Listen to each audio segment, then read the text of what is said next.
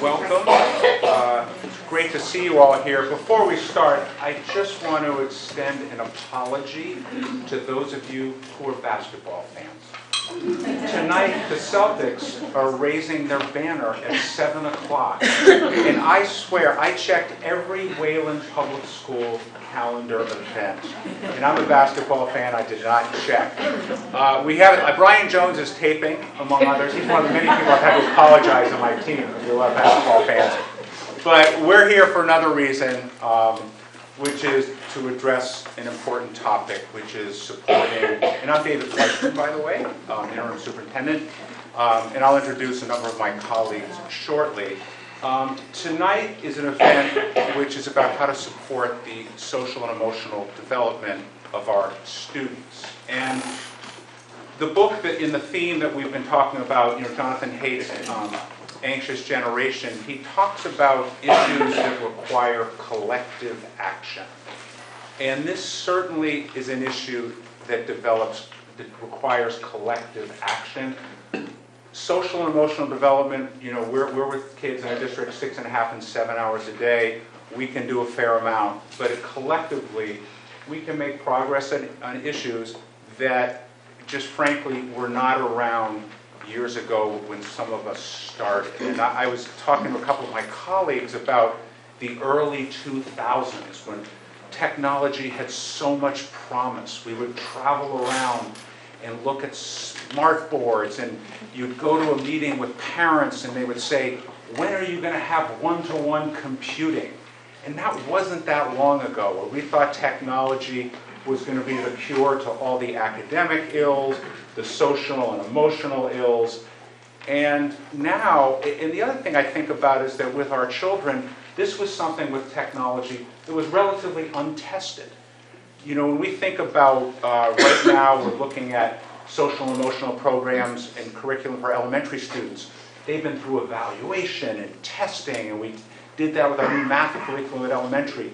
Technology, that was not the case, certainly for children, and yet here we are. And so since 2010, as Jonathan Haidt talks about, things seem to have shifted. And as an administrative council team in Wayland, we read a book that he co-authored last year called Coddling of the American Mind. And that had a series of themes, but two of the themes were about overprotection, safetyism, lack of play for children, as well as getting in, and that was actually getting into college as we think about emotional safetyism, lack of play with elementary students, and also getting into technology. And of course, Anxious Generation gets into the overprotectionism, play, both at school and at home, and then the impact of phones, and what do we do about phones. And one thing I've been thinking a lot about is that the phone issue, while he talks a lot about these concerns about phones for students, what strikes me is how I know so many adults who have some of the same issues. If you look at the 4 areas that he talks about of concern, he talks about sleep deprivation. I know a lot of adults, the last thing they do is look at that phone. And I was with somebody last week, she said, I get up in the middle of the night to check my phone. Sleep deprivation, social deprivation, certainly we see teenagers on TikTok, all of that. There are, we think about teenage risky behaviors. One benefit is that we're seeing certain risky behaviors go down because students don't interact with each other as much. But that is not the best strategy in order to reduce certain risky behaviors. And also just adults being addicted to their phone. I used to work with somebody in New York who was Mr. Social and Emotional.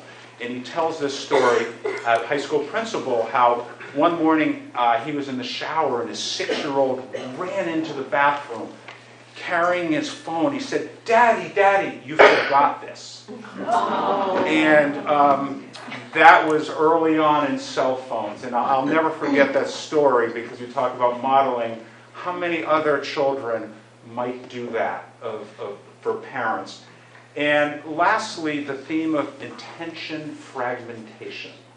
How many of you know people or work with people that have suffered attention fragmentation as a result of what's in their pocket.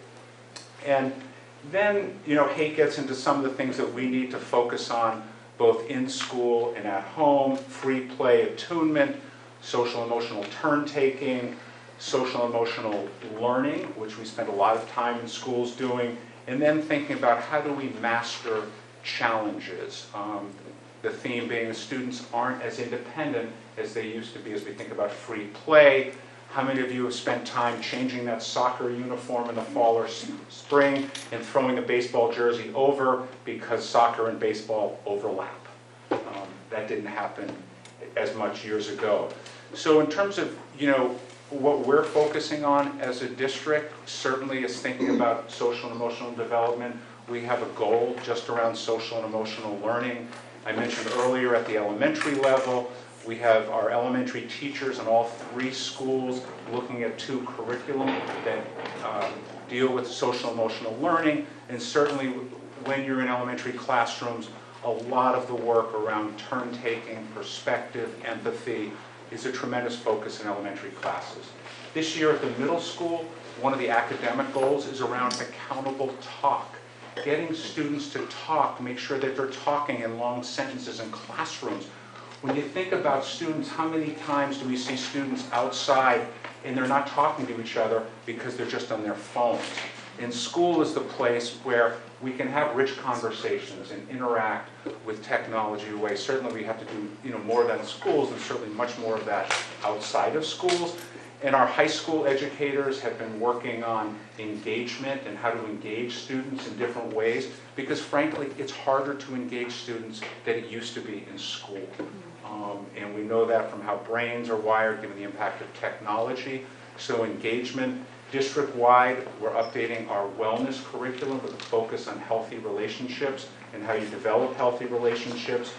And of course, we are looking and thinking about cell phones.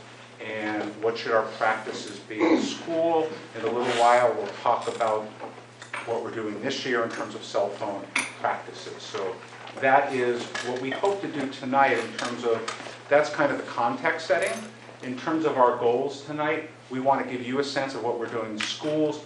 We want to talk about how we can partner with all of you, because this requires collective action. As I said earlier, we're going to do it in 2 parts. We're going to have a panel in a little while. I've always wanted to host Meet the Press or Face the Nation. I'm going to do that tonight with some grilling of some people on a panel. It's pretty warm in here, so I'm going to cool it off a little bit. And then we are going to do breakout sessions, elementary, middle, and high school, where you'll have a chance to talk to each other, because part of this is working with other parents, family members, and also engage with your administrators around and through conversations. So we're looking forward to a really good night. I want to introduce some of our folks that are here. First, if our panelists want to come on down, that would be great. The first part of this meeting is being recorded. We had some questions, so we'll be able to come on up. I think we're waiting. This is a fireside chat, and we'll see if the fire shows up. The fire's here.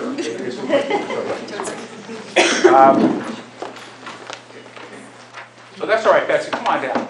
Oh, there we go. So I'm going to introduce our panelists. I'm going to kick this out of the way. And I'm going to introduce some other Wayland administrators who are here as well. So I'll begin on the far side. Brian Jones is our local school principal. Year 14 in that role? 15. 15, my gosh. Some of our folks just started when they were youthful. Allison Mizuguchi is still somewhat youthful. Yes. There were not phones when he started. Allison Mizuguchi is in her 11th year as, you in 11, I think? Yeah, year 11. Year 11. Yeah. And she did 10 as an assistant principal before then, and she's been in Wayland a long time.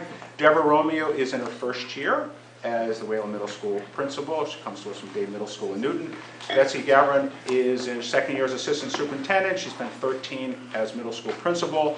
I want to just, our elementary team is going to work with two other Wayland principals, Marie Brigham, who's in her first year over at Claypit Hill, Nicolette Fontes. They will be co-facilitating the elementary group. You get to talk to them later. We have a couple of other administrators here, first year assistant principal at Claypit Hill, Kate Narita. Christina Sansa Donovan, year 4. All right. Wow. All right. And Caroline Hahn, who's our Director of Diversity, Equity, and Belonging. We have some other Wayland educators I see here as well. Welcome all. So I'm going to toss it to Brian first. Brian, you think about, you've read Coddling now, familiar with the anxious generation. What themes resonate for you? So I would say that one of the things that just really resonated with me is I first reflected as a parent. So I have a 4th grade son, and I have twin girls who are in 2nd grade. And after reading that book, I found myself thinking to myself, I really am doing too much enabling. I'll give you an example. So my father-in-law and mother-in-law help us in the mornings. And on the weekends, my wife and I always pour the milk and pour the cereal into the bowls or make the muffins or whatever we're supposed to do. As I leave during the week, my kids are pouring their milk. My kids are pouring their own cereal. My kids are getting their own breakfast. And it made me kind of stop and think about how much as a parent am I micromanaging and not fostering enough growth? I try to do that at school, but at home I'm not doing that. I'm not really fostering that growth. So it really resonated with me strongly as a parent that, I need to really think about the social and emotional development of my children in this way where they're going to learn resiliency. And then I thought a lot about technology and the amount of technology and my own phone use or my own computer use. I try to really stay on top of emails. I try to make sure that, it always feels really good when there's 0 emails in your inbox when you go to bed. And I have to admit that in some ways I'm kind of addicted to that because I feel like I've done my job for the day. I've responded to everybody. But I need, a couple years ago, I really started to try to stop and think, what example am I setting for my kids if every 5 minutes they see me responding to an email or they see me 2 hours a night sitting with my computer. So these are things that I've really worried about and I've thought about we're maybe in some ways, and I'm only talking about myself, I'm not accusing anyone of doing anything else, but am I over protecting my kids from kind of their social emotional growth? And then I thought about, am I underprotecting them online? So we had a situation, I hope my son's not mad at me for sharing this, but I'm going to share it anyway. It happened last year. My wife and I tried really hard to check the history of his iPad, and we really limit iPad time typically to the weekends unless there's an academic thing he's working on for school. And for every 2 weeks we're that looks really good, that's going to be okay. And then we learned that he knew how to delete history. And he had found YouTube. Thankfully, he's really obsessed with Boston Celtics highlights, and Larry Bird, and Paul Pierce, and Jason Tatum. So it wasn't anything that was too concerning, but it made us stop and think and be whoa, he's going around the safeguards that we had put in place. I mean, there's security on the iPad. We thought we were doing all the right things, but it's scary. It's scary out there what our kids can get into. And so that's just something, as a parent, it made me think, okay, no, we're going to be right over your shoulder. You're not going to, we're going to try to foster some trust, but we're going to really be monitoring what you're doing online. Because oh, I'm playing so-and-so game and, these 3 friends of mine from school are playing with me. I was what game is this? What are you doing? So what I've learned in the last year is that I've just asked a lot more questions. I haven't just looked at the history. I've tried to really engage, when you were there, what are you doing? What is the goal of this? Okay, it might be fun. Who else is playing it? Kind of what are the themes of this? Is it particularly violent? Is it something that he's just going to be like, I need to get up at 1 a.m. and try to sneak by and land on the iPad? And so these are all things that, so by sharing these stories, I want to acknowledge that this is really hard. And as a father and a parent, I struggle with it. And then I think about school, and I think about how much time are we putting these kids on devices? And I mean, COVID is what it was. Like, we're hopefully past that now, but it was almost by necessity that we needed to have too much screen time in order for us to try to grow and learn. And we wrestle with, like, we want our kids to be, great, with learning social skills and play, but what kind of world are we preparing them for? Are we preparing them for a world where they need to have certain competencies and skills with technology? And if we don't do that, are we not preparing them for, think about, I graduated college in 2002, and I think about what I was being prepared for. I never had a device. We had it was really cool that we had 10 computers in the computer lab at my high school. We were so excited when we got to go. But what I'm doing now, I wasn't prepared for when I went through education. And so it just makes me wonder, where is that fine balance? And I know at the elementary school, we try really hard. Typically, kids will do about 30 minutes of iReady, MyPath Math, which is an opportunity to really differentiate instruction and provide a challenge to kids, provide specific support. It really tracks how kids are doing in relation to the standards. We have a program called Lexia that we utilize for ELA support and enrichment. We have RAS Kids, which helps with reading levels. Not all these are happening every single week, but they're happening. And then we think about technology class, and we're working on oftentimes computer programming. We're not even doing typing, really, but we're doing some of these other things. What's appropriate? What should we be helping kids learn? And so I would say on average, in K-2, your children are on devices maybe a half an hour a day at most, in most cases less than that, particularly in kindergarten. And then when you go into grades 3 through 5, it's a little bit more than that. Oftentimes they're doing a research paper, things like that. So we could be looking at up to 4.5 to 5 hours per week. Is that too much? I honestly don't know. That is our effort at balancing and being very aware of this epidemic that we're struggling with, while trying to prepare kids for this 21st century world that we think we know what the next 5 years look like, but had anyone even heard of Amazon 10 years ago? Oh, that's true. Thanks, Brian. I think so. With these questions, I wanted, because I realize all of you represent, K to high school, so we're going to have a few questions at each level, which sort of engage everybody, and then we'll break in. Sorry if I was long. I was just really excited to be on Meet the Press. I'm sorry. That's okay. Some people cut people off a lot, but I don't. Not yet. Growth mindset, not yet. Betsy, in terms of history, let's go to the middle school, and I want to ask Deborah some current questions, just because clearly her previous school, and interested in what Deborah's noticed in the first couple of months. Kind of your history of thinking about technology. You worked at the middle school level for a long time. How it evolved, where you saw it, historically up till when you left middle school. Sure. So I was actually the first candidate that the person who hired me, Richard Shea, beloved principal of the middle school for over 20 years, first candidate he had ever emailed. So that's how long I've been around. It's been for a long time. When I became a principal there, we went to one-to-one that next year. So that was the first. I was looking at all those bright and shiny. I visited lots of different schools with iPads. I even went out to California with Allison to look at some Macs and how they were using them in schools. So that was a very new phenomenon. And I think right from the start, though, we really tried to think very carefully and deliberately about where we were using technology, for what purpose, and when shouldn't we be on devices. So that's always been part of the conversation since computers have become a little bit more ubiquitous.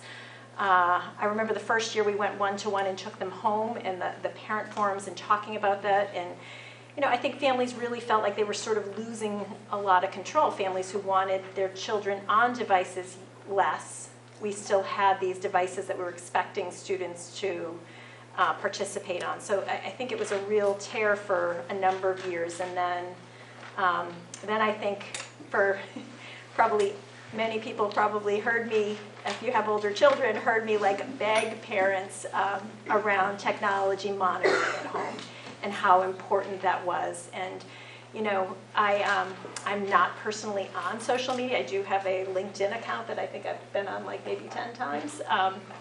But I think I'm not on social media because I've seen all the mistakes kids make on it. And I would literally like beg families to please, please, please do not have technology in the bedrooms and not late at night. No good decisions made between midnight and 3 when you're 14. They just aren't. And I don't take my own phone in the bedroom because I think it's too addictive, and you would just wake up in the middle of the night and check things. And I think it's even harder for kids.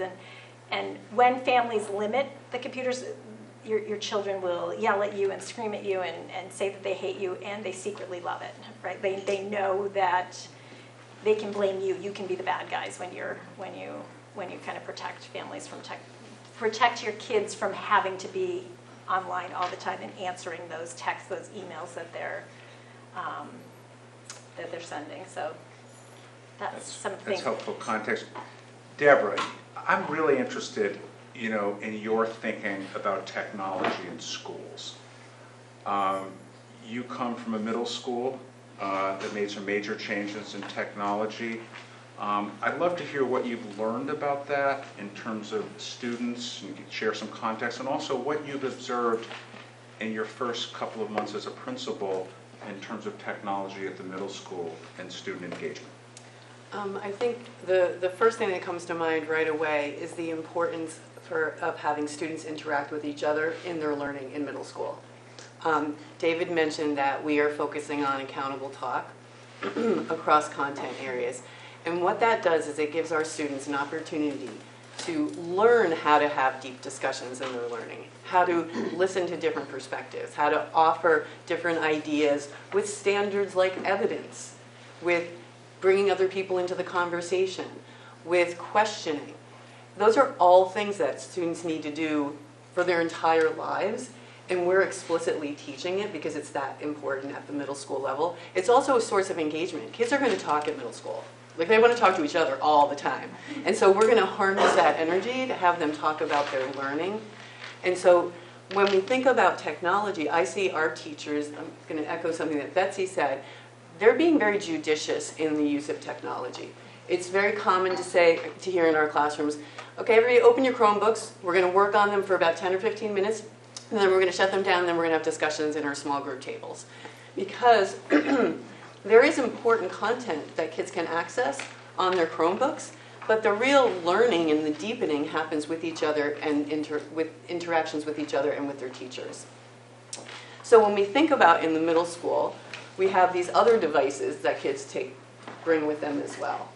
I have to say that since coming to Wayland Middle School, I'm really pleased with how well our off and away policy is going. And I want to thank all of you because it's clear that support from home is helping kids remember to actually follow that policy. And what that means is when kids walk in the building, they already have their devices off and away. And so I greet them most mornings at the front door, and there are very few reminders needed. Like, they're already gone. And so what that means in our classrooms and our hallways and vulnerable places like our bathrooms, we are not having any kind of device activity to take away the attention and kind of the emotional safety of our kids during the school day. In my former school, our off and away policy did not work as well. And as a result, That's because the superintendent left, everything fell apart. Sorry. We didn't have that problem when I was here. Go ahead. And so we pursued pursued an opportunity to have Yonder pouches in our schools. And if anyone hasn't gone to a concert or something with a mandatory Yonder pouch, it is a pouch that students would put their devices in before they entered the school day or the school building. They'd lock them. They'd carry the pouch with them, either in their backpack or in their hands, and then have to go to a station at the end of the day to demagnetize the magnet that actually locked the pouch. And so the thing about the Yonder pouches is they're a financial investment, but there's also quite a large kind of supervisory aspect of the implementation. And so when students come into school, in our case it was administrators would actually watch them put their devices in and lock, and at the end of the day, adults had to be stationed at the magnets, because the magnets actually kind of screwed onto the wall, and so they had a real value to the students in terms of, wouldn't it be interesting if we just kind of took one of those and opened everybody's pouches the next day at school. So the supervision was a challenge because it really dictated the beginning of Administrator's Day as well as the end of the day. And so I think, like, thinking about like where we are at the middle school now, we're seeing a really high acceptance of the expectation, and as a result, our students are able to focus.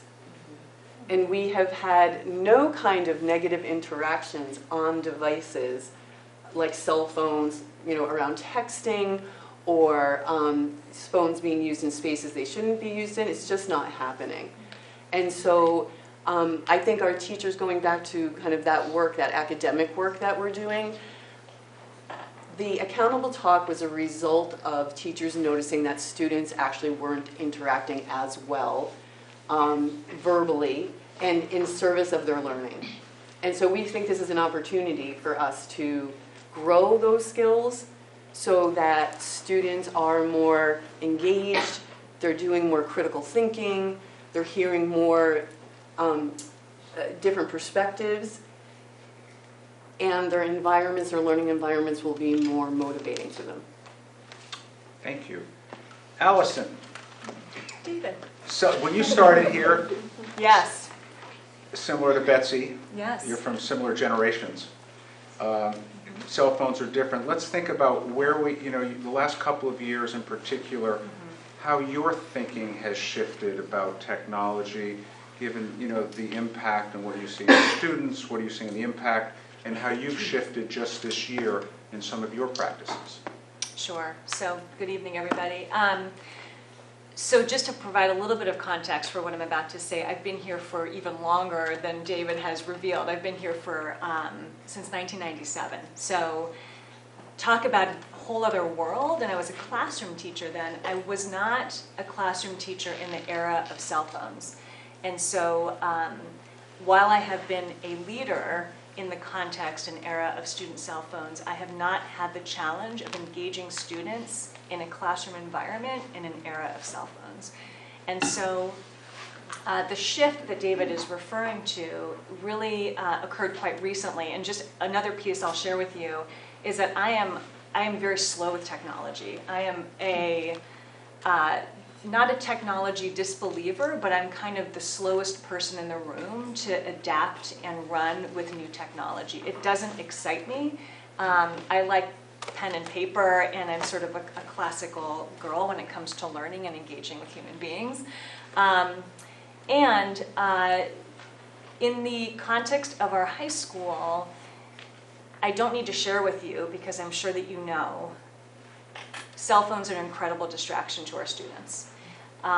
There's enough going on anyhow in the life of a teenager to manage that is challenging and difficult and wonderful to struggle through. And then we throw in this world, this unfettered world that they access through cell phones. And it is an expectation socially for students to have a cell phone in order to connect with one another too, which is a whole other piece about devices that is really hard, I think, to manage for adolescents who really don't want to have a cell phone necessarily because they know the limits that they want to put on their lives. We are exhausted at Wayland High School trying to manage student cell phone use and trying to go around cell phones. And our teachers at the end of last year really engaged for the first time in some collective dialogue about what are we going to do. We will do our very best to support and help our students both socially and academically, not to mention support them through the mental health struggles that many of them are experiencing for a variety of reasons. But we need to be together on this, right? And so for about a month or two at the end of the school year, we sort of had this passionate dialogue about, we got to get these things out of this high school. How are we going to do this?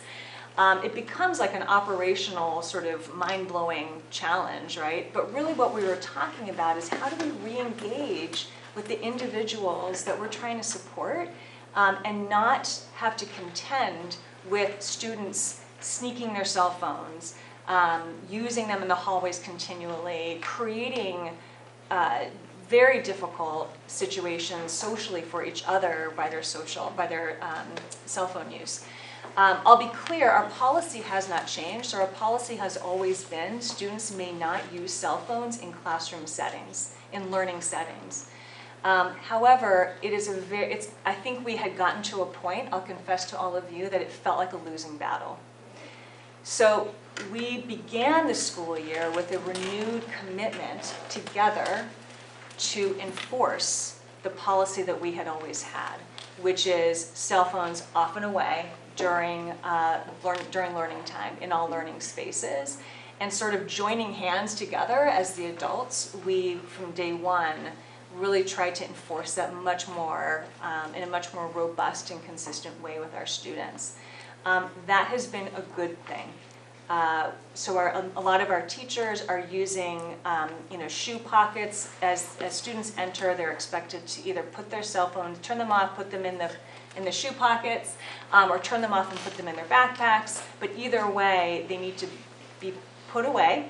And there are consequences if they don't. So the consistent application also of those consequences, which is basically, I'm going to take your cell phone away from you right now. You are 17 years old, and I'm taking away your cell phone because you cannot put it away.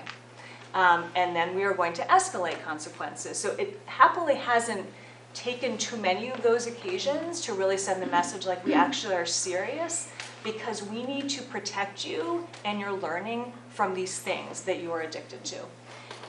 It has felt really good together as a staff, and a couple of my colleagues are here, to be unified in this. And I'll also say, what happens in between classes?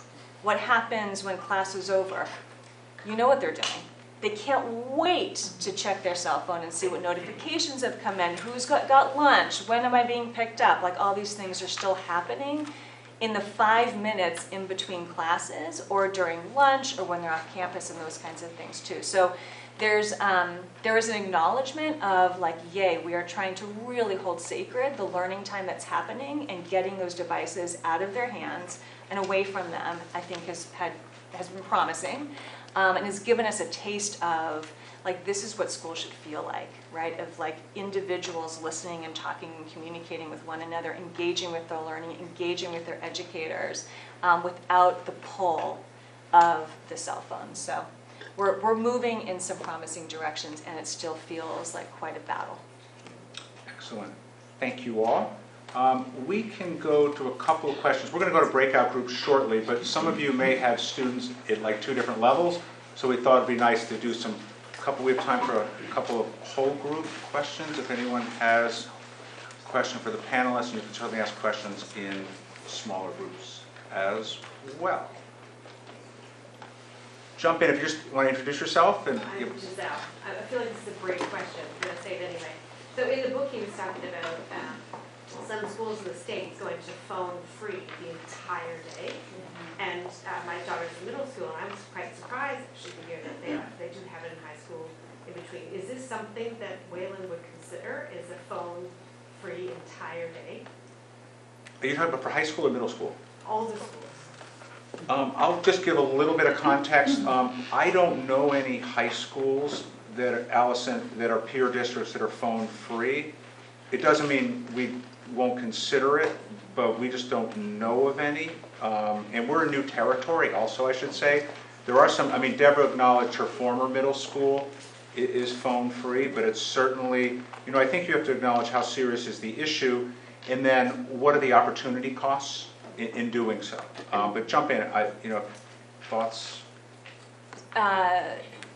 Where is the magic wand to just make them go away, right? So then to consider what that would mean for at Wayland High School, 800 plus students who, are they really going to put their cell phones in a yonder pouch? Are they really, there's a ton of like those logistical questions to consider. And then, and we can talk more about this in the breakout room if folks want to, but. I totally get it, I don't want you to. No, totally, I totally hear it, I just was curious. Yeah, but we have to consider all options, and if we, think that something could work, and it's going to benefit students, Right.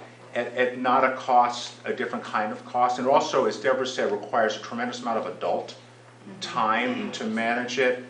But I think just this year to assess where are we right now, and those are really important conversations. You heard some of it tonight. Just what are we observing? Is it making a difference? Are teachers still doing the battle of put your phones away? To do that day after day, hour after hour, wears you down, and that's what kind of Allison has certainly shared with us. I appreciate that. Jump in. Yeah, first of all, thank you so much for all the insights. My question is, do you think that this transition to remote work and hybrid work post-COVID is exacerbating the situation a little bit in the sense that our kids are seeing us, especially if we're working from home, constantly on our phones and our computers, right, from morning till evening? And do you think that's kind of creating an expectation or kind of reinforcing their addiction to technology a little bit? One of the things that I noticed in reading Anxious Generation was that the author talked about phone-free fun. And it made me think of, like, what is that? How do we create that with students who are accustomed to phone-based fun?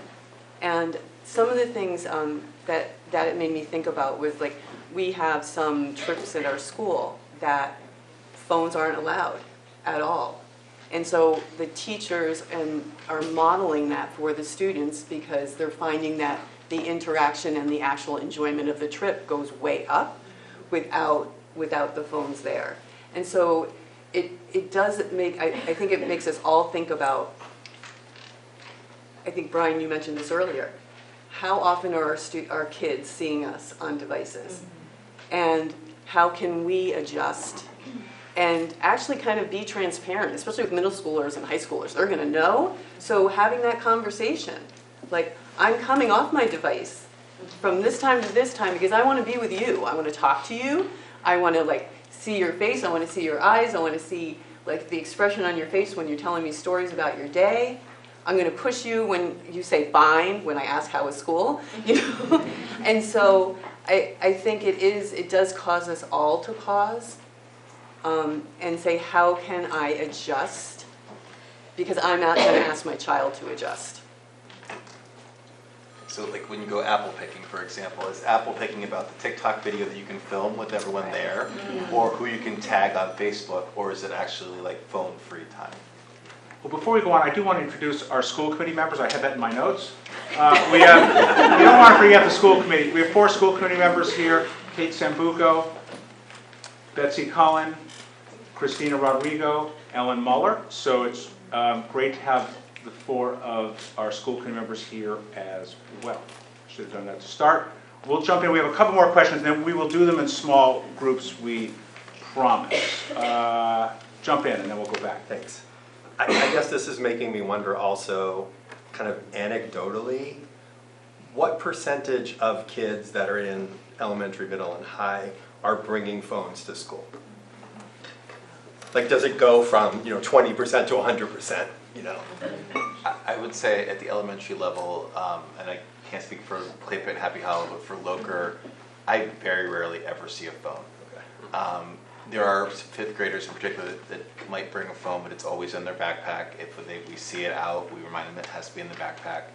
I would say it's less than 5%. Okay.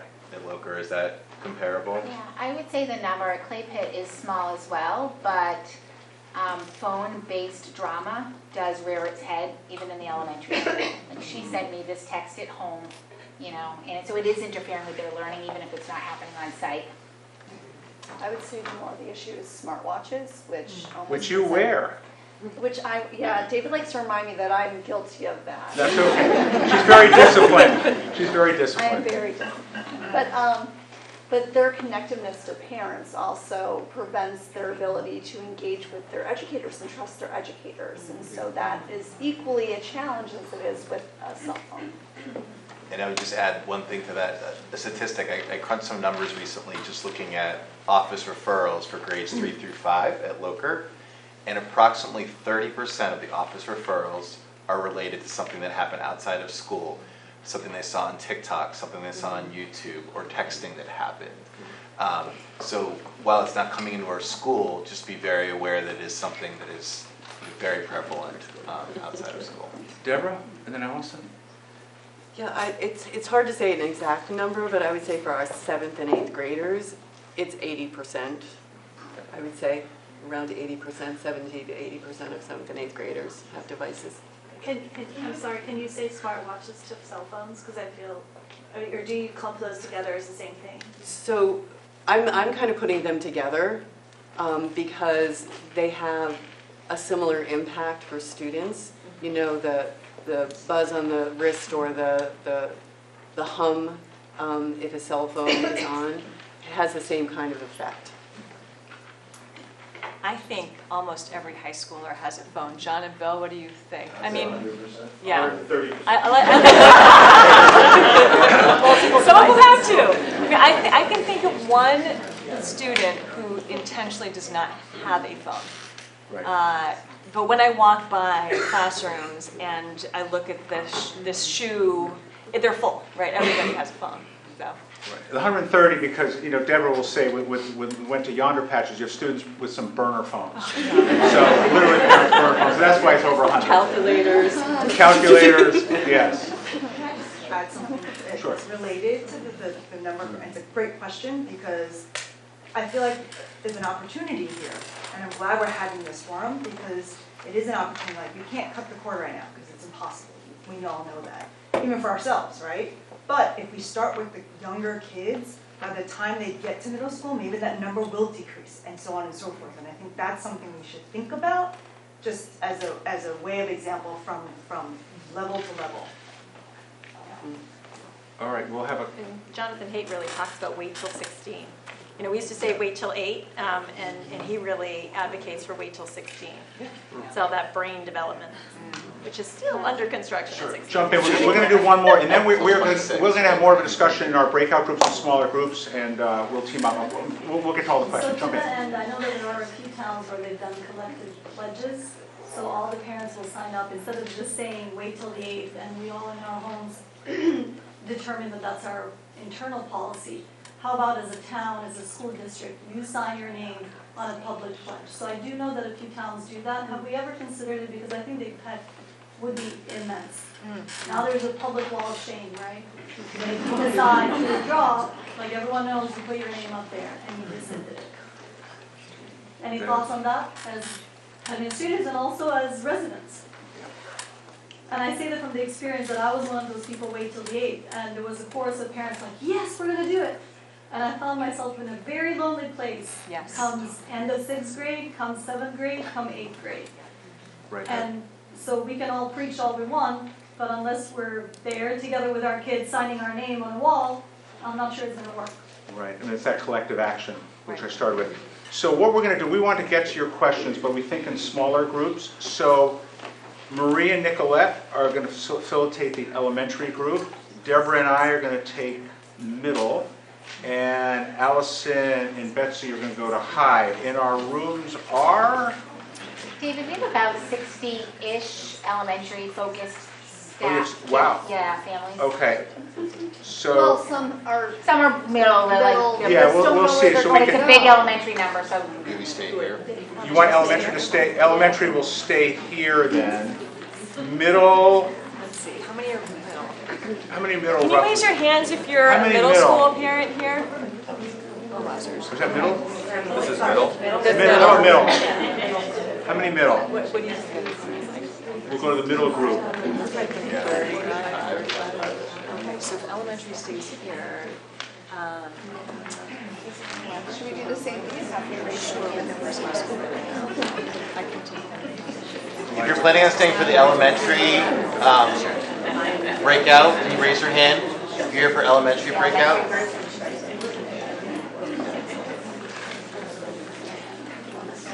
Okay, so Might be more than close to 30. For elementary. Before we go, as you guys can, I just want to, because we're going to go to our groups and just finish, I just want to thank you all for being here. Your questions are terrific. We are really committed to addressing the social emotional needs of your students. It's really hard to be a parent. It's really hard to be an educator. But together, we can make progress on this issue and supporting your students. We will send the tape out of this forum just to share, and then we're not going to tape these smaller groups, give you a chance to share, ask questions, and I just want to thank my colleagues for joining me tonight as well, and enjoy the small groups. And we're just figuring out now, because we didn't exactly know the final numbers, so if you're high school, we're just going to head down the hall to a space called the Business Lab, which is on the left. It's going to be a little tight, but it's not as small as a classroom, so we're going to head in that direction.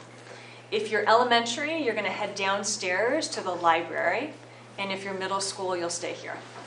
great. Okay. Thank you all so much. We appreciate it.